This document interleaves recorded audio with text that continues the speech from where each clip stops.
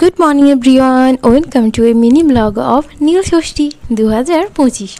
আপনাদের গ্রামে এই দিনটা কেমনভাবে কাটে তা জানি না, কিন্তু আমাদের গ্রামে এই দিনটা কিন্তু বিশাল স্পেশাল। সকাল সকাল স্নান টান করে এই জন্য আমি রেডি হয়ে নিলাম। আমার সাথে ছিল বৌদি আর রিদিমা। মাঠ দিয়ে হেঁটে হেঁটে সোজা একদম মন্দিরের দিকে। আকাশের অবস্থা দেখেছেন? এই রোদে সবাই যাবে জল ঢালতে।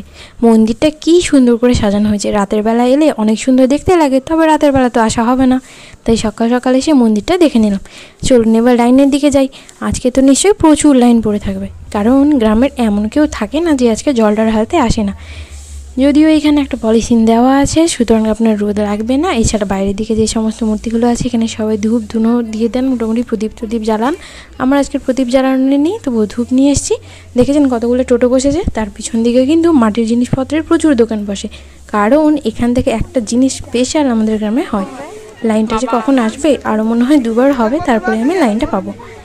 এরপরে যখন পুজো দিয়ে বাড়ি ফিরলাম, এইটা নিয়ে এসেছিলাম। এটা কি জানেন? বসুধারা দেওয়া হয় আমাদের এখানে, ওই জন্যে। চলুন টাটা। এই জিনিসটা কি জানা না থাকলে পরে শেয়ার করবো।